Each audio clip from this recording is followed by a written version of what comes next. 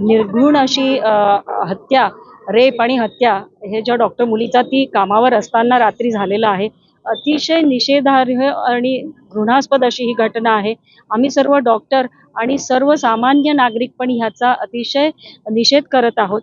आणि ह्याच्यानंतर आपल्या 15 ऑगस्टच्या स्वातंत्र्य दिनी पण जेव्हा एक 2-3 हजाराचा जमाव या कॉलेजमध्ये आला, शांततेने जे डॉक्टर प्रोटेस्ट करत होते त्यांच्यावरती त्यांनी सगळ्यांनी अटॅक केला, की त्यांना अक्षरशः लपून राहावं लागलं, त्या डॉक्टरांना आणि मुलींना आणि मुलांना पण डॉक्टर.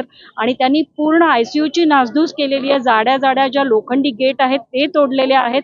त्यांचं मेडिसिन डिपार्टमेंटमधले मेडिसिन फेकलेले आहेत. जो सेमिनार हॉल आहे जिथे एव्हिडन्सेस होते तो जाळून टाकला. तर ह्या सगळ्या मागे काय आहे एक्झॅक्टली, म्हणजे हे कळायच्या पलीकडचं आहे. तर ह्याचा लवकरात लवकर निकाल लागावा आणि आमच्या सर्व माता भगिनींना, डॉक्टरांना एक सेफ सिक्युअर असावं ह्या देशामध्ये, एवढीच आमची मागणी आहे.